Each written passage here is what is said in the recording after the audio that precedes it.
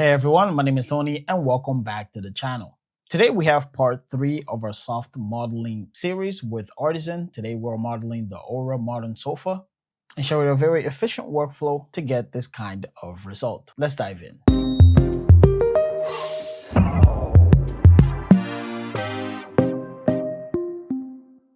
So let's get started by importing all of our references into SketchUp. I was lucky enough to find the website with the actual dimensions. And anytime you're trying to model something off the internet, you always want to make sure you get these numbers. So the length, width, and the depth, and eventually the height of each individual component. So let's use one of these numbers to reference to scale our image, which is 156 inches for this entire length. We're going to explode this, group it again. This is going to be a reference to 156 inches, and we'll repeat a similar reference line inside our image group, which is going to run across the length of our supposed 156 inches. So now we can use the tape measuring tool to reference that line and enter our new dimension of 156 and confirm to scale.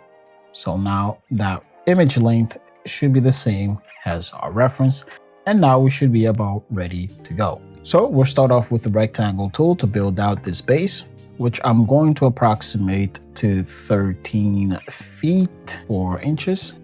And we'll push pull this out by 40.5. And you have something like this, and we're going to group.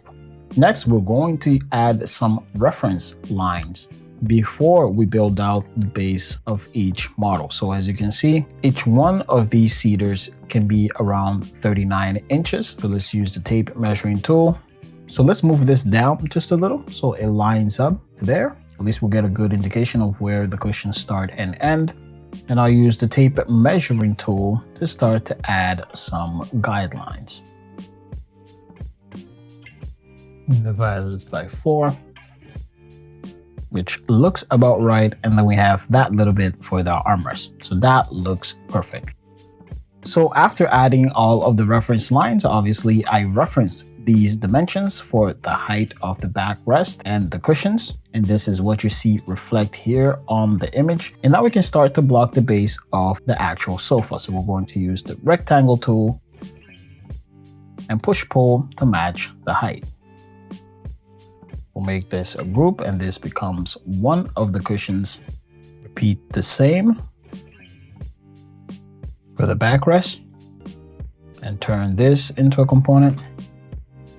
So now I'll convert each individual group into a component, and then the set of both into one component. And now we can copy these once and twice. So we end up with something like this. Now for this very last one, we'll just make unique, delete the backrest, and we'll make unique again, to which we're going to expand using the push-pull like that. So far we end up with something like this. So let's repeat the same workflow for the arm rest and push-pull the rectangle up to match the height. And this is basically the base for our sofa. And now we can bring in Artisan and start to subdivide and add more detail to our model. Now for the next few steps, we can clear out these reference lines.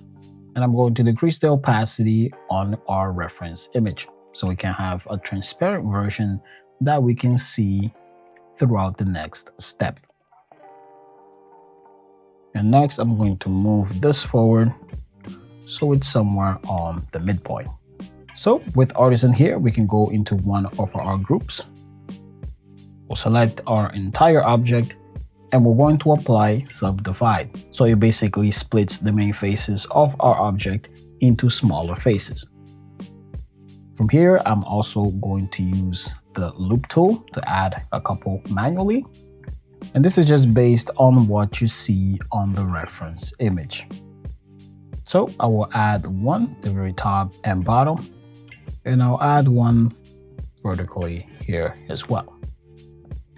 So we end up with something like this. Notice how these are components, so it applies to the next instance. So I'm going to repeat this as many times as possible. And we're going to apply as many times as we can as we move forward to the next couple of steps. Now, these next couple of steps are extremely important because from here we start to see some realistic results. So now we're going to shape the actual blocks to match as close to the actual cushions, and we're going to do this using the Artisan transform. So we're going to get into one of our cedars, align view, and I'll press F2 for my shortcut for parallel projection. So we're going to activate the Artisan mode. This is going to switch forward to the Artisan version of SketchUp tools. And now we can start to use these in combination with our shortcut. So what I'm going to do is select the first couple of vertices and edges, and we're going to scale them, holding Control, so it scales to the center. As you can see, we'll try to get an edge somewhere like that. And we'll repeat this step until not only are we close, but we're somewhat trying to find that fit that round profile. So not only can we scale, but we can also move this up so we get a much rounder profile. If you get the idea, you see what I'm trying to do here. If I deactivate parallel projection, you can see what is going on. And once again, to show you what this ultimately becomes. So with a few adjustments, this is the rough shape that I was able to come close to.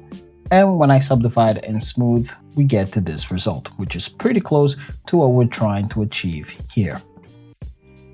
So with a little bit of effort, this is where I got my base shapes. And if we subdivide and smooth, this is where we'll end up. And obviously, there's a lot of detail that we still need to add to bring this closer to our final result. For example, the original cushions look a little bit more pointy at the centers and at the center point, and the edges are touching a little bit more. So let's fix that. As always, we'll make a couple of adjustments to a couple of these components, activating Artisan mode and moving a couple of vertices and edges out. So we have a more round profile. We have something like this. And then we're going to use the Make Planar tool to flatten out some of these edges and vertices. So what we're going to do is make our selection like this. Activate Make Planar. Select one of our vertices and use the arrows to lock on to one of the axes and click to make that flat. And we end up with something like this, which we can then bring over to touch our surface. So we end up with something like that. And when we subdivide and smooth, we end up with something like this. Now that looks pretty good. So now let's make these corners a little bit sharper. So I'll show the workflow in detail for the armrest, and then we'll apply to the rest of the other objects. But if you want to watch all of these tools in action, in depth, and in greater detail, be sure to watch the other videos in our playlist. The link will be in the description or somewhere in the corner of the screen.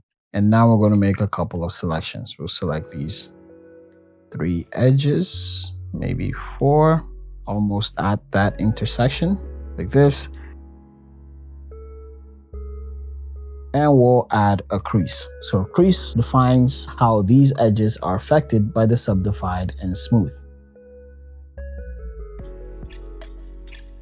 So this is basically how it works. You can subdivide a shape, right? And when you apply a smooth to soften out those edges. But if you apply a crease in this corner, for example, a value of 1 and run smooth again, you can see how that corner becomes sharp.